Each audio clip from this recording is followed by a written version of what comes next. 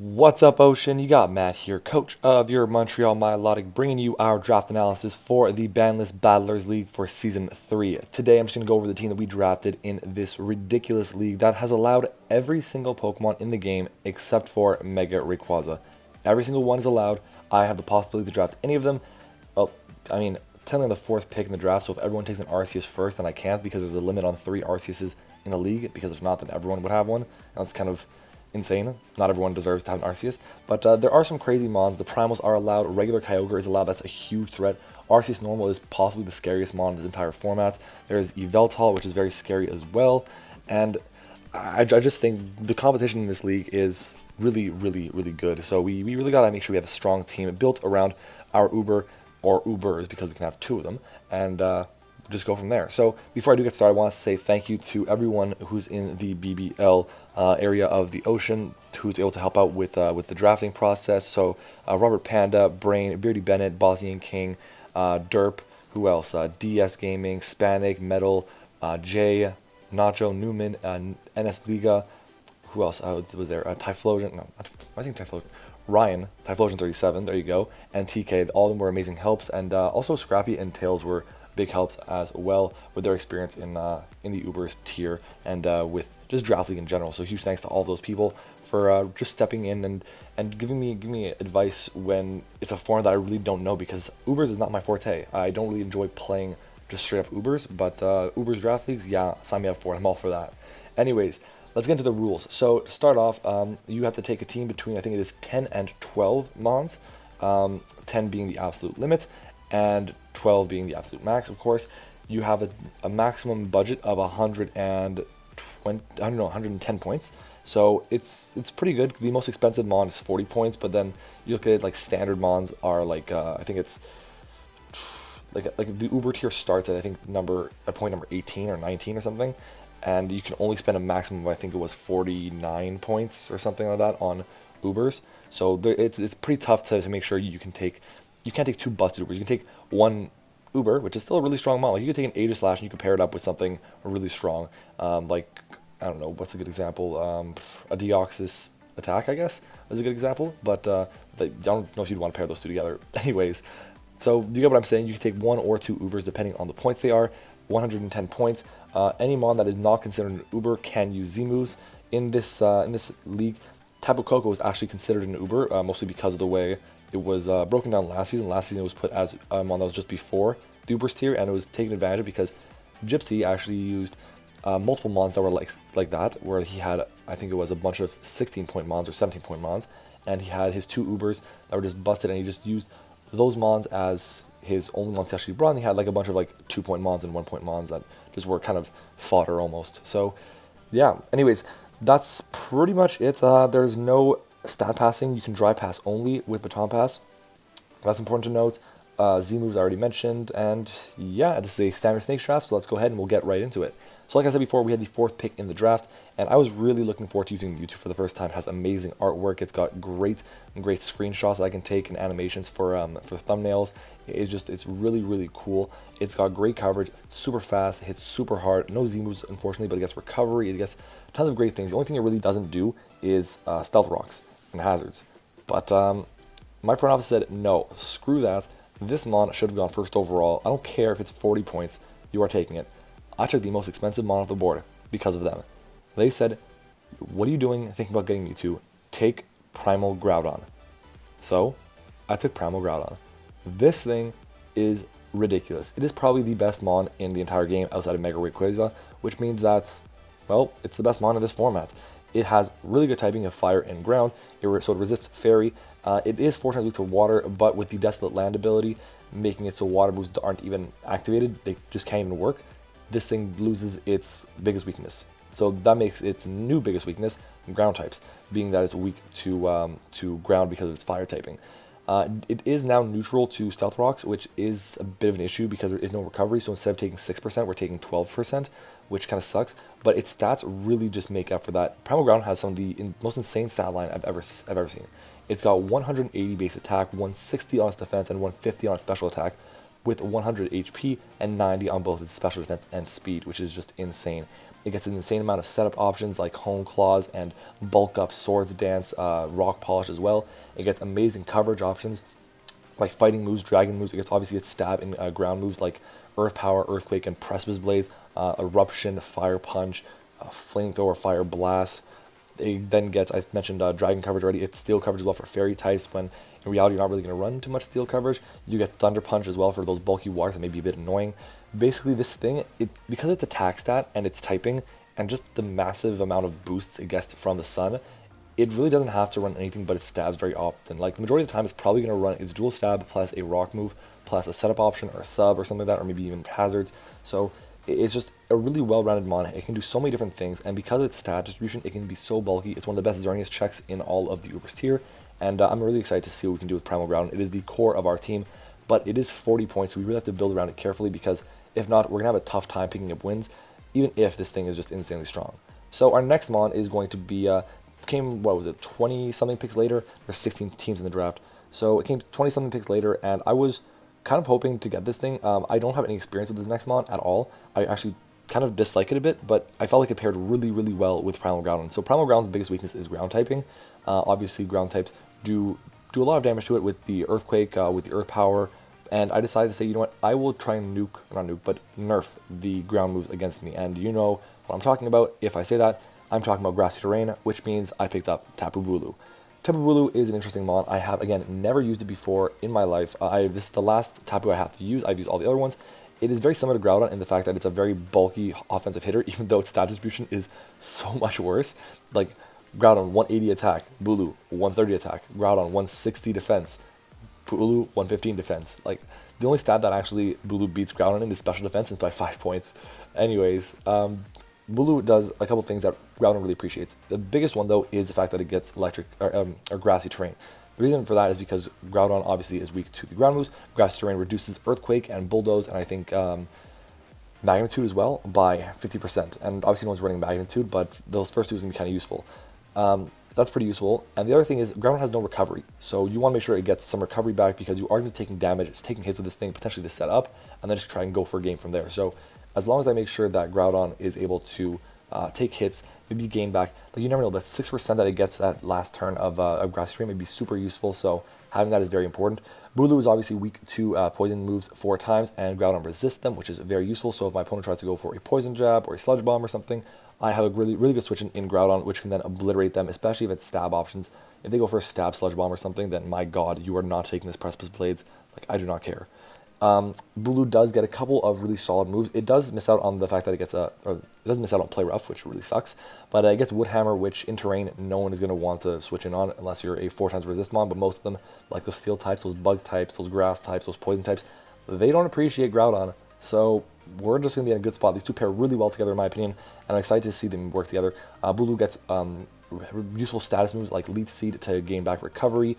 It gets Toxic as well. Obviously, Toxic with Substitute and Leech Seed is a very annoying set. Horn Leech for recovery. It gets Disable. It gets Nature's Madness, which can lower or can reduce my opponent's HP by half every time. Obviously, it's got 90% accurate, and a lot of the time, well, a lot of these moves that we're going to be using so far, Fire Blast, Overheat, Precipice Blade, Stone Edge, even Nature's Madness here, Mega Horn, they'd have, and Stone Edge again on Bulu, they have a really high chance to miss. We have to be wary of that, because I don't want to be missing all my moves and potentially lose a game because of that. So I'm going to try my best to make a team that doesn't revolve around moves that miss, but if I have to, then I guess I'm screwed. But we just got to pray we don't miss moves. Anyways, our next mon, it was 8 picks away, seeing as we were the 4th pick in the draft, and I was really aiming for Hawlucha here, but I felt, you know what, I don't think it's the end of the world. It's pretty expensive. It's 14 points, and I think I'd be better off getting something that would help my team out a bit more. Because Hawlucha, as good as it is and as useful as it will be with Groudon to break things down and Groudon breaking things down for it doesn't really provide too much support for my team. And I really need to make sure I have that to make sure Groudon can put in a ton of work, because our team is basically going to be on the back, or Groudon's going to be carrying our team. Like, that's just how it's going to be. So I decided to go ahead and grab something that gives me a bit of speed control with Prankster Thunder Wave, Prankster Defog, and, you know, just a really hard hitter. So I'm going to grab Thundurus Incarnate. Now, Thundurus Incarnate is a very solid mon because of its speed stat. Its speed stat base 111. Its coverage moves are insane, and it's great offensive stats. Its defense leaves a lot to be desired, base 70 and base 80 respectively. But again, 115 attack, 125 special attack, fantastic, with moves like Thunderbolt, Thunder Punch as well on the physical side. Really, Thunder Punch it does. It gets Wild Charge as well, right? Yeah, it gets Wild Charge, that's great. It gets access to fighting coverage in Focus Blast and Brick Break. You get Knockoff and Dark Pulse. You get Flash Cannon. You get Grass Knot. What else is there? Hammer Arm as well. Psychic, Sludge Bomb, Sludge Wave, Superpower. It gets U-Turn and Volt Switch, which is very useful, especially when we're dealing against other really bulky ground types that may not be weak to the Grass Knot or may not be OHKO'd by the Grass Knot. I can U-Turn out into that from them into something like my Bulu, which can just feast on those ground types for days. So I'm really excited to use Thundurus. It is our first defogger on the squad, which is very important to make sure hazards stay off the field for Groudon, but it also forces a lot of switches. So forcing those switches and then sending them into something that will resist the electric moves, I can then just U-turn out into my Groudon, and then Groudon basically gets a kill, or maybe even sweeps. And we'll see how it goes. I feel like Groudon is poised after these 3 picks to be one of the top kill leaders this entire season, and maybe even the MVP, but who knows. Moving on though to our next pick, I was really looking at grabbing a Cleric here, but I felt like I needed this mon more, even though the 4 people who are above me, or 3 people who are above me, they already had the types that this mon has stabs in. And the reason for that is because this is such an important mon to my team that I had to grab it now. So my next pick is going to be a Rocker, it is going to be a Ground Immunity, it is going to be a Rock Resist, and it is going to be one of the best budget mons in all of Ubers, and that is Bronzong. Bronzong is a mon that I used in BBL Season 1 because it fit kind of the same bill. It did really what I needed it to do. Its stat distribution is kind of okay. It's got 89 attack, which isn't awful. It's around a bit below average. I mean, I would say average is about 100, so it's below average. But it's got terrible HP stat at 67, but its defenses at base 116 for both of them actually, and its typing of Steel and Psychic really make up for that. It's got Levitate and Heat Proof, which can help neutralize 2 of its weaknesses. Obviously, Levitate will make ground moves completely useless, and then Heat Proof will make so fire attacks do just about half, and it also halves burn damage, which I didn't really know too much about before, but that's really useful depending on if my opponent wants to run a Will-O-Wisping something or to catch one of my physical threats off guard, and I can just switch into this, take that hit, and still fire off powerful attacks on the physical side. I actually don't know if it produces the fact that burn lowers your attack by 2 stages. I don't know that. Anyways, it gets Heavy Metal as well, which could be really useful if I'm running a Heavy Slam set. Maybe an offensive Choice Band Bronzong could come. I've seen that set running around before. I've heard that set, so maybe that will be me who actually runs that.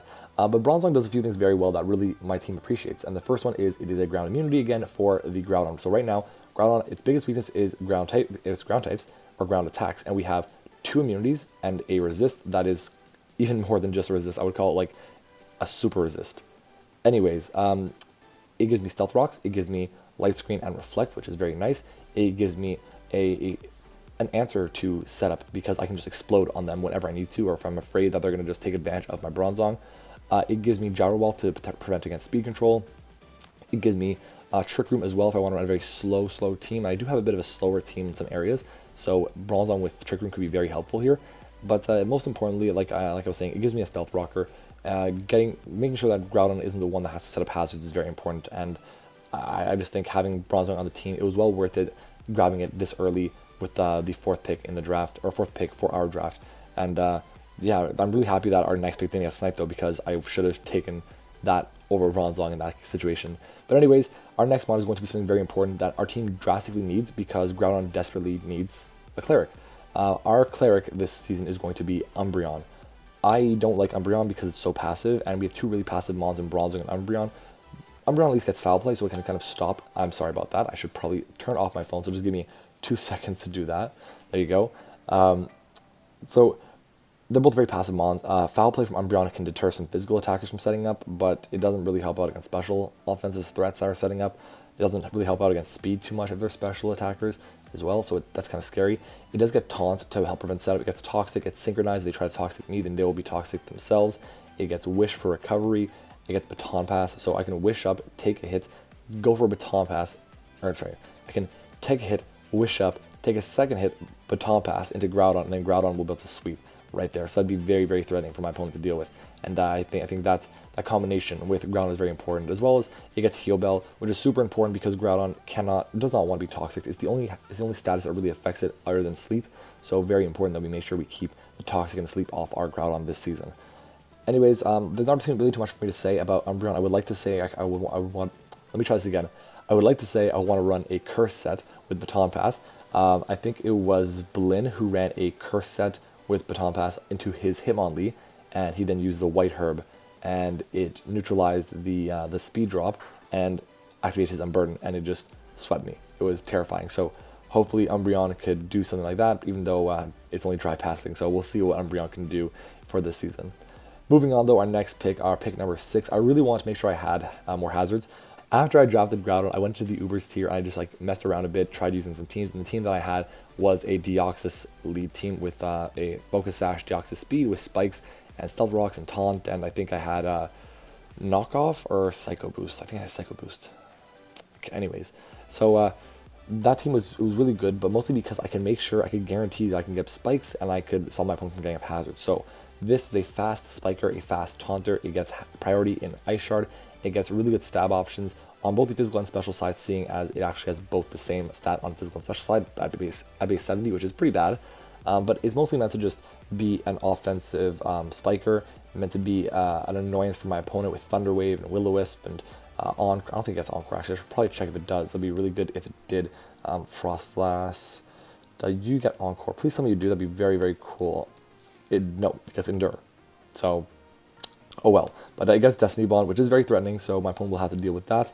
And basically, Frostlass is just a really big threat, regardless of what my opponent wants to do. They're going to have to outspeed it, and then make sure they don't have a Forte weakness to Ice, because we do get Ice Shard for priority as well. So they're going to have to KO us before we go for a Destiny Bond. And hopefully we can get some Spikes, because Spikes with Groudon, with Thundurus, with Bulu are going to be very threatening for my opponents. And it's also a spin block, which is very nice. So if they want to get rid of these hazards, they have to go for Defog on my Frostlass, or else hazards are just staying up for the entire game. Moving on though, our next pick, I'm kind of regretting this pick now. I wish I picked Crustle here. It's what I was planning to pick, but it came to my attention that this 2-point Mon was basically a pretty good Primal Groudon answer, and I really did not want to have to face off against a team that drafted this thing, because, well, if it did, then it would basically just neutralize my, excuse me, it would neutralize my biggest threat, which I did not want happening. So I picked up Golduck here.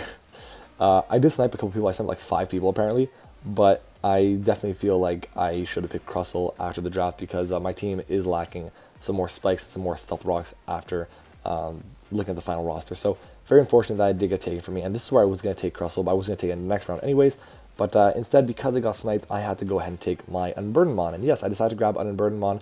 You heard me mention it before. It is not Hawlucha. I ended up grabbing Hitmonlee. Yes, Hitmonlee is our next pick.